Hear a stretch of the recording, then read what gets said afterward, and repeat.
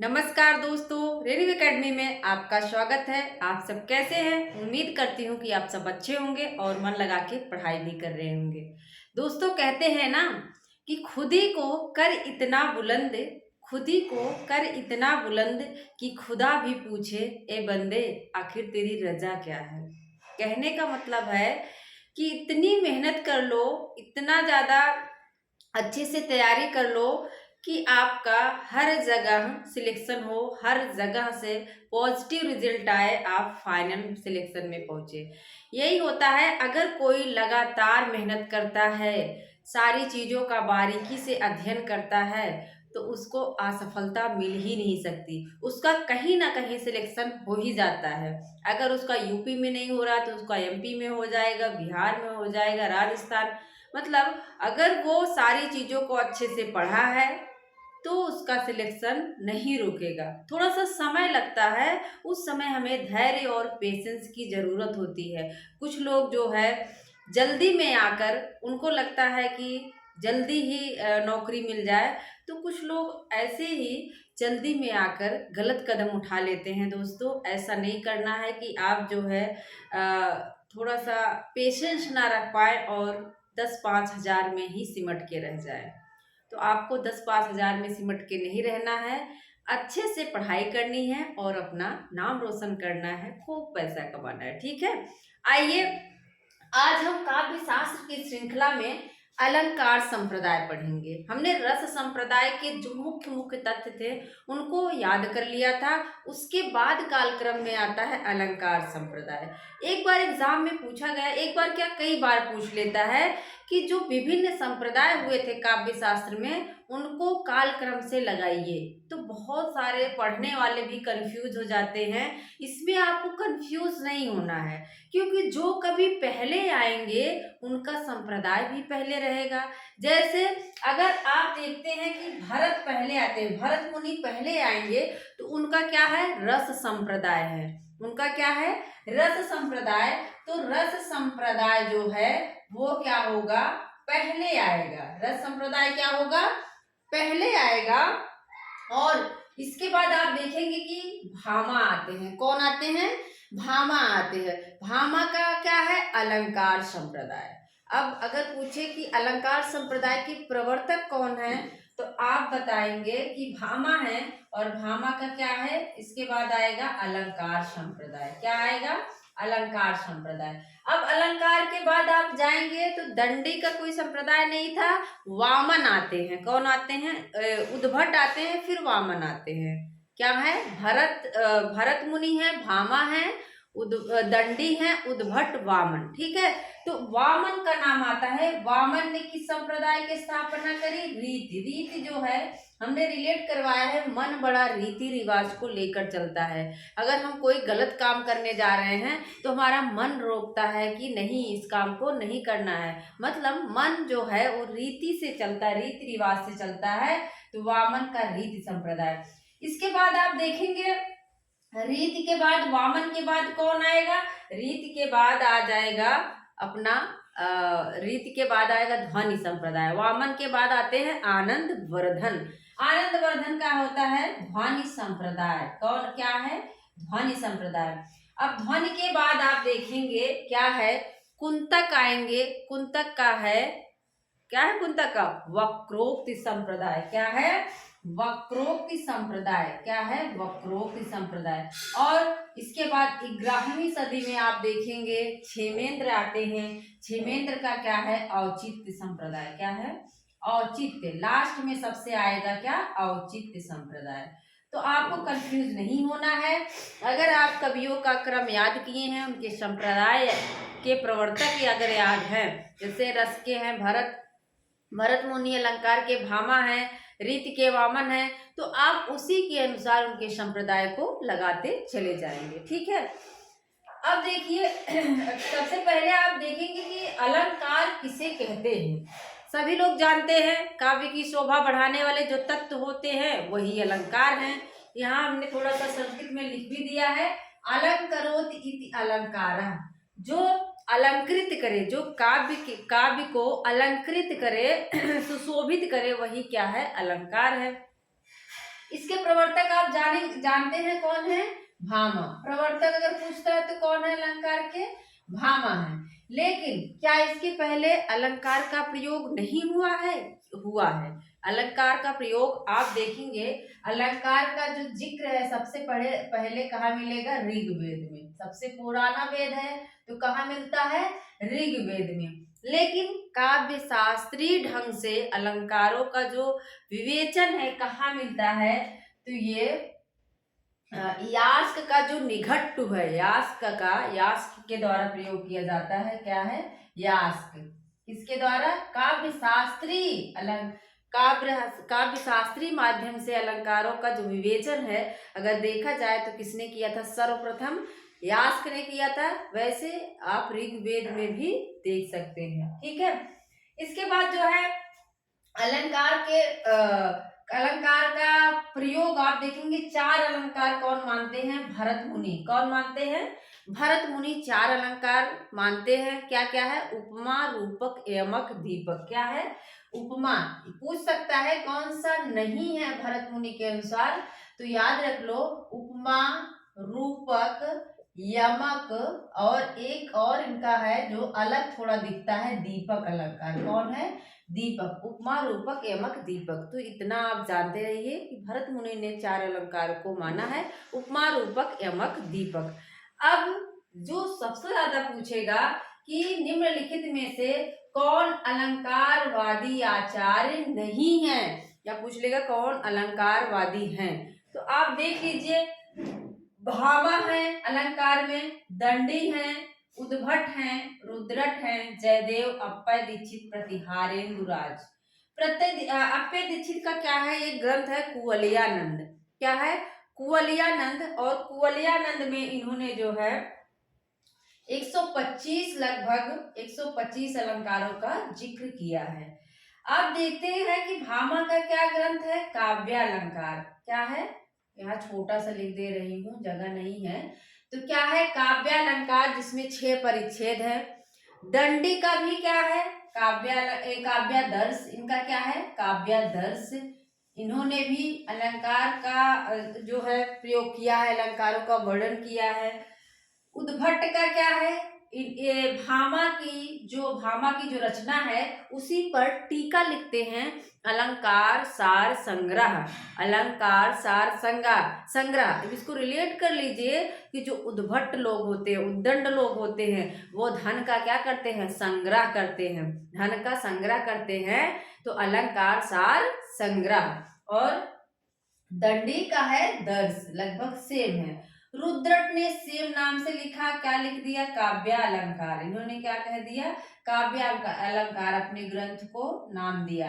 जयदेव जो कि प्रबल अलंकारवादी माने जाते हैं, और मैंने बताया है पिछली क्लास में, मम्मट जब कहते हैं कि जो है कहते हैं शब्दार्थो अलंकारो, पुनः कॉपी करके इनकी परिभाषा है कि शब्द अर्थ तो होने चाहिए, अलंकार गुण भी होना चाहिए, लेकिन अगर अलंकार नहीं भी है तब भी वह क्या है? काव्य है। तो उन्हीं के वक्तव्यों का विरोध किया किसने? जयदेव ने। पूछ सकता है किसने विरोध किया? प्रबल विरोध किया जयदेव ने। और हमने उनकी पंक्ति भी यहाँ लिखी है, तभी हम पढ़ेंगे। तो जयदेव की रचना क्या है आप देखेंगे, चंद्रालोक में। ये चंद्रालोक में 105 100 कितने हैं? 4, सॉरी 104 अलंकार का प्रयोग ये करते हैं। तो याद रखिएगा, प्रतिहारेंदुराज भी हैं। तो इन अगर रचना, ये जो आचार्य हैं, इनके अगर आप ग्रंथ याद कर लिए हैं तो आप आसानी से अलंकारवादी आचार्यों को टिक कर सकते हैं कि कौन से हैं। कौन है? भामा, दंडी, उद्भट, रुद्रट, जयदेव, अप्पय दीक्षित, प्रतिहारेंदु राज। भामा मुंह पे क्या दे देते हैं? सब दंड दे देते हैं। क्यों? क्योंकि उद्भटता, बड़ी उद्दंडता करते रहते हैं और रुद्र बन जाते हैं। फिर क्या होता है? उनकी जय जयकार होती है। अप्पय दीक्षित और लास्ट में है प्रतिहारेंदुराज। याद कर लो, भामा मुंह पर क्या दिया जाता है? ऐसे चट्ट से दंड दे दिया जाता है। क्यों? क्योंकि वो दंडता कर रहे थे, उद्भट और उद्भट के बाद कौन आते हैं, क्योंकि वो रुद्र रूप दिखा रहे थे, उद्भट के बाद रुद्र रूप दिखा रहे थे, लेकिन बाद में क्या होता है, जयदेव बन जाते हैं मार खाने के बाद। और अप्पय दीक्षित प्रतिहारेंदु राज, ऐसे रिलेट कर लो, ठीक है। इसके बाद हम आते हैं भामा पर। भामा ने जो परिभाषा दी है बहुत इंपॉर्टेंट है, और इसको आप लोग याद रख लीजिएगा, परिभाषा ही याद करना है, काव्य शास्त्र में और कुछ है नहीं खास। इसमें परिभाषाओं को रिलेट करके की वर्ड को पकड़कर, सबसे बड़ी बात है की वर्ड, आप पूरी परिभाषा को रट नहीं सकते हैं, लेकिन जो उसका की वर्ड है, मेन शब्द होता है, उसको पकड़ के रिलेट कर लीजिए। जैसे भामा को हमने हमेशा मुंह से याद करवाया है, भामा मतलब मुंह, क्या है, मुंह।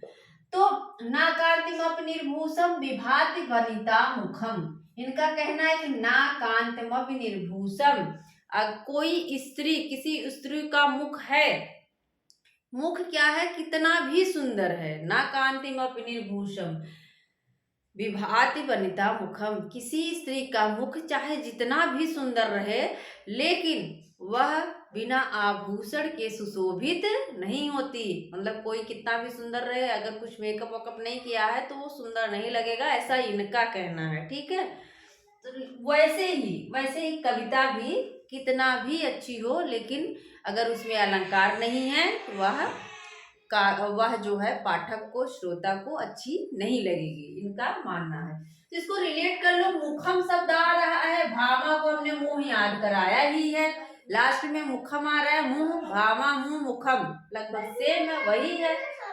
और ये कहते हैं, हमने कल बताया था कि वक्रोक्ति शब्द का क्या है, वक्रोक्ति अलंकार नहीं, वक्रोक्ति अलंकार सर्वप्रथम मानते हैं कुंतक। कौन मानता है, कुंतक मानते हैं। लेकिन वक्रोक्ति शब्द का सर्वप्रथम प्रयोग किसने किया था, तो वो भामा करते हैं, कहते हैं सैसाम सर्वत्र वक्रोक्ति, कि इनका मानना है कि सभी अलंकारों के मूल में वक्रोक्ति होना चाहिए। क्या है, सभी अलंकारों के मूल में वक्रोक्ति होना चाहिए, ना कि अलंकार कहते हैं, ठीक है। तो सर्वत्र वक्रोक्ति वाला शब्द दिखे तो आपको कुंतक नहीं मारना है, उनका वक्र कवि व्यापारशालिनी है, हमने बताया है। और सर्वत्र वक्रोक्त दिखे तो इनका कहना है कि सभी अलंकारों में सर्वत्र वक्रोक्ति होना चाहिए, ठीक है। इसके बाद जो है दंडी, दंडी आते हैं, कहते हैं काव्य शोभाकारान धर्मान अलंकारान प्रचक्षते, इनका कहना है काव्य की शोभा बढ़ाने वाले जो धर्म हैं वो क्या है, अलंकार हैं। यहीं पे वामन का की अलग परिभाषा, उन्होंने कहा कि काव्य शोभाकारान धर्मान, वो कहते हैं कि गुण अलंकार, मतलब उनका कहना है कि जो काव्य के शोभाकारक धर्म है वो गुण है, वामन गुण को महत्व देते हैं, लेकिन दंडी ने कहा काव्य के शोभा कारक जो धर्म है वो क्या है, वो अलंकार है। अब इसको रिलेट कर लो, प्रचेक्षते क्या था, इन्होंने कहा था, जो काव्य लक्षण की परिभाषा दंडी ने दी, इन्होंने कहा कि शरीरम ताव दिष्टार्थ व्यवच्छिन्ना पदावली, व्यवच्छिन्न हमने रिलेट किया था कि शरीर पे जब दंड देते हैं तो क्या हो जाता है, छिन्न भिन्न हो जाता है शरीर, व्यवच्छिन्ना हो जाता है, तो लगभग व्यवच्छिन्ना की तरह ही दिख रहा है प्रचक्षते।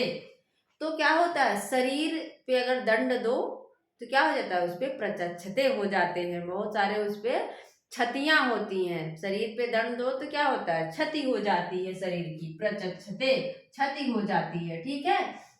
वामन कहते हैं सौंदर्यम अलंकारा, ये जो है वैसे तो इन्होंने रीति का प्रवर्तन किया है, लेकिन इनका मानना है कि सौंदर्य को बढ़ाने वाले जो तत्व हैं वो अलंकार हैं, वैसे मुख्य गुण को मानते हैं। तो सौंदर्य हमने कहा है कि मन सुंदर होना चाहिए, सौंदर्यम अलंकार है, अगर किसने कहा पूछे तो मन क्या है, सुंदर होना चाहिए, तो वामन का है सौंदर्यम अलंकार। उद्भट का क्या कहते हैं, उद्भट इन्होंने कहा कि चारुत्य हेतु त्वे अपि गुणा नाम अलंकाराम, इन्होंने कहा कि चारुत्य मतलब होता है सुंदरता, सुंदरता को बढ़ाने वाले गुण और अलंकार होते हैं। तो उद्भट में उ की मात्रा है, और चारु में भी आप देख रहे हैं चारुत्व हेतु उ आ रहा है उद्भट, तो ऐसे आप रिलेट कर लीजिए कि उ मात्रा वाली और उ नाम वाला जो है वो उद्भट का हो जाएगा, चारुत्व हेतु उद्भट। जयदेव बहुत महत्वपूर्ण परिभाषा है इनकी। इसको अपने जैसे कहते हैं कि स्कैन कर लेना, इसको आप स्कैन कर लीजिए हूबहू। अंगीकरोति क्या कहते हैं? अंगीकरोति यह काव्यम शब्दार्थ वनलंकृति असौ न मन्यते कस्माद ऊष्ण मन अलंकृति। इनका कहना है कि अंगीकरोत काव्य काव्यम शब्दार्थ मन अलंकृति असौ न मन्यते। कहते हैं कि जो लोग ये स्वीकार करते हैं कि अलंकारों के विहीन काव्य हो सकता है, वो क्यों नहीं मान लेते कि अग्नि जो होती है उष्णता विहीन होती है। अग्नि क्या होती है? ऐसा होता है नहीं ना। ये प्रबल समर्थक है। इनका कहना है कि जैसे आग उष्णता विहीन नहीं हो सकती, वैसे काव्य जो है उष्णता विहीन नहीं हो सकती। ये सब एकदम प्रबल समर्थक है। इनका कहना है कि काव्य में अलंकार होना ही चाहिए। तो अंगीकरोति जयदेव का चंद्रालोक में इन्होंने कहा है अंगीकरोति।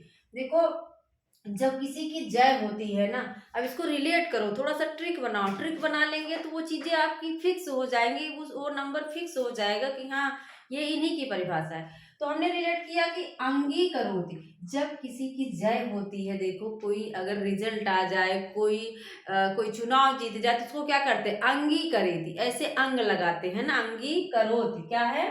अंगीकरोति कर लेते हैं। जब किसी की जय होती है तो क्या करते हैं? उसको सब लोग अंगीकरोति कर लेते हैं, मतलब गले लगा के उसको जो है धन्यवाद या फिर उसको शाबाशी देते हैं। तो जय होती तो क्या करते हैं? अंगीकरोति कर लेते हैं, अंग में ले लेते हैं। इसके बाद आप देखेंगे कि कुछ जो आप जानते हैं कि रीतिकाल में अलंकार ग्रंथों की रचना हुई, जैसे मतिराम ने ललित ललाम लिख दिया। भूषण शब्द को ध्यान दीजिएगा, भूषण अगर किसी में आ रहा है तो वो अलंकार ग्रंथ है। जैसे आप जसवंत का देखेंगे भाषा भूषण, क्या है? भाषा भूषण। तो रीतिकाल में केशवदास सबसे ज्यादा प्रबल समर्थक दिखाई देते हैं अलंकार के। उनकी परिभाषा फेमस है, सब लोग जानते हैं। जदप सुजात सुलक्षणी सुवर्ण सरस सुवृत भूषण बिनु न विराजय कविता वनिता मित्य। उनका कहना है कि यद्यपि सुजात सुलक्षणी, यद्यपि कोई स्त्री कितना भी सुंदर लक्षणों वाली हो, अच्छे आचरण वाली हो, कितना भी सुंदर हो, लेकिन बिना आभूषण के वो सुशोभित नहीं होती है। और वैसे ही कविता को कहते हैं कि कविता में चाहे जितना रस हो, छंद हो, कुछ भी हो, लेकिन अगर उसमें अलंकार नहीं है तो वो क्या है? सुशोभित नहीं होती, मन को ग्राह्य नहीं लगती, अच्छी नहीं लगती। तो ये सभी जानते हैं, ठीक है। केशवदास कहते हैं। पंत का क्या है? पंत कहते हैं, ये पूछा गया है तो इस पे ध्यान दीजिएगा। अलंकार केवल वाणी की सजावट के लिए ही नहीं, अलंकार केवल वाणी की सजावट के लिए ही नहीं, कहते हैं कि वे भाव की अभिव्यक्ति के विशेष द्वार हैं। क्या होता है? कहते हैं वो सिर्फ वाणी की सजावट नहीं है, वो भाव की भी अभिव्यक्ति के विशेष द्वार हैं। तो यार रिलेट कर लो इसको। हमने देखा है ना बहुत सारे, देखो साउथ फिल्म आप जब देखेंगे तो द्वार पे ऐसे क्या लगाते हैं? पत्ते लगाते हैं। जब गेट पे आप देखेंगे पत्ता लगा लगा के सजाते हैं, तो वही सबने रिलेट कर लिया। पंत मतलब पत्ते। पत्ते को क्या करते हैं? सजाने के लिए कहाँ करते हैं? द्वार पे लगा देते हैं। तो सजावट और द्वार वाला शब्द दिखे तुरंत आपको पंत मार देना है। मतलब कि जो पत्ते होते हैं, पंत होते हैं, वो सजाए जाते हैं कहाँ? विशेष द्वार पर, जो मुख्य द्वार होता है वहां सजाए जाते हैं। भिखारी दास की एक कविता, एक लाइन बहुत पूछी जाती है। रस कविता को अंग भूषण सकल। भूषण मतलब होता है अलंकार। कह रहे हैं रस, इन्होंने रस को मुख्य माना है। कह रहे हैं रस जो है कविता का अंग है और भूषण क्या है? उसका शरीर है, मतलब अलंकार उसका शरीर है। तो इसको भी रिलेट कर लो, बहुत पूछी जाती है ये लाइन। तो भिखारी की शकल आप देखोगे ना तो बड़ी दया आती है। क्या है? भिखारी की, सब लोग देखो अभी रील्स वगैरह में भिखारी की शकल को बड़े जूम करके दिखाते हैं। उसकी शकल पे ना ही कोई हंसी रहेगी ना ही खुशी रहेगी, बस निराशा रहती है। तो वही सब ने रिलेट कर लिया कि भिखारी कैसे होते हैं। इसकी जो दूसरी लाइन है ना, यहाँ पे कुरूपता शब्द आया है। क्या है? क्या है यहाँ पे? कुरूपता शब्द आया है। तो दोनों शब्दों को हमने रिलेट किया था कि उनकी शक्ल कैसी दिखती है, कोई रूपता नहीं है, कोई सौंदर्य नहीं, कुरूप दिखता है। ये सिर्फ हमारी ट्रिक है, ठीक है। भिखारी की शक्ल क्या है, कुरूप दिखती है। तो शक्ल और कुरूपता वाली परिभाषा किसकी हो जाएगी, भिखारी दास की हो जाएगी। अब देखो यहाँ पे हमने लिखा है कुछ आचार्य हैं जिन्होंने अलंकारों की संख्या को निर्धारित किया है, कितने अलंकार होते हैं या इतने अलंकार अपने ग्रंथों में उन्होंने बताया है। तो सबसे पहले हमने भरत का देख लिया है, 4 अलंकार हैं, उपमा, रूपक, यमक, दीपक। इसके बाद भामा है, इनका पूछा गया है क्योंकि ये भाई प्रवर्तक हैं। तो 38 कितने हैं, 38। अब भामा को याद कर लो, भामा क्या करते हैं, अलंकार के प्रवर्तक है। तो ये अलंकार के लिए अड़ गए हैं, क्या किए हैं, अलंकार के लिए ये भामा जो हैं एकदम अड़ गए हैं। अड़ से कर लो 38, अड़ से कर लो 38। भामा जानते हैं प्रवर्तक है, तो क्या करते हैं, अलंकार को लेके एकदम अड़ गए हैं, 38। दंडी है तो 39, एक बढ़ा देते हैं भाई। इनके वामन क्या है, भामा, दंडी, वामन इनसे पहले हैं, तो ये बड़े हैं भाई, 1 साल बड़े कर लो। 1 साल बड़े मतलब 38 का 39 कर लो, ठीक है। मन में देखो 32 प्रकार की चीजें चलती हैं। वामन को हमेशा हमने मन याद करवाया है, हमने ऐसे रिलेट कर लिया भाई। मन में देखो 32 प्रकार की चीजें चलती हैं, दुनिया भर का चलता रहता है। मन में क्या होता है, 32 प्रकार की चीजें चलती रहती है। कुंतक, कुंतक क्या है, 20 मानते हैं। कुंतक क्या है, 20 मानते हैं। हमने कुंतक को कुतर याद करवाया था। कुंतक को क्या याद करो, कुतर देते हैं ना। तो याद कर लो कि जब चूहे कुतर देते हैं तो उनको विष दे दिया जाता है। क्या दिया जाता है, इनको विष दे देते हैं ना मारने के लिए। कहते हैं भाई चूहे बड़ा एकदम से नरक कर दिए हैं, उनको एकदम से सफाई चट कर दो। तो क्या है, कुंतक। कुंतक मतलब कुतर रहे थे और इनको विष दे दिया गया। विष मतलब विष, ठीक है। भोजराज को 72 प्रकार का भोज चाहिए। राजा हैं, तो राजा है तो क्या चाहिए, 72 प्रकार का इनको भोज करना है, 72 प्रकार का भोज करना है। हेमचंद्र 35, क्या है, हेमचंद्र 35 याद कर लो। जयदेव का है 104, जयदेव। देखो इनके नाम में भी 4 शब्द आए हैं, 4 वर्ड आए हैं और इन्होंने 104 अलंकार भी माना है। रिलेट कर लो भाई, जय हो रही है तो जय हो रही है तो 4 तो रहेगा नहीं, सिर्फ 4 रहेगा नहीं, 104 नंबर आए हैं इनके। कितने याद कर लो कि ये जो है 4 वर्ड हैं और 104 इनके नंबर आते हैं, ठीक है। इसके बाद भूषण, इसको पूछा गया है। तो इनका जो ग्रंथ है भूषण का जो ग्रंथ है का शिवराज भूषण, हाँ शिवराज भूषण है इनका ग्रंथ, उसमें इन्होंने 105 अलंकार माने हैं। तो भूषण 105 हमने इसको रिलेट कर लिया। देखो जब शादी विवाह होता है ना तो उससे क्लास भले लंबी है लेकिन एग्जाम की दृष्टि से बहुत ज्यादा महत्वपूर्ण है। तो हमने रिलेट कर लिया कि जब शादी होती है तो सब लोग कहते हैं 5 थान सोना चाहिए, 5 थान आभूषण चाहिए। तो वही सबने रिलेट किया था कि 5 थान जो है सोना मांगते थे कि जो सोने के आभूषण है वो 5 होने चाहिए। तो भूषण का क्या है, 105, क्या है 105 है, 5 स्थान सोने का होना चाहिए कहते हैं। तो जो है 105 जो हो जाएगा भूषण का। देव है, देव का 39 है। कहते हैं 33 करोड़ कुछ ऐसे है ना कि देवता होते हैं। तो 33 की तरह ही लगभग 9 भी दिख रहा है, तो इसको 39 याद कर लो, 39 देव।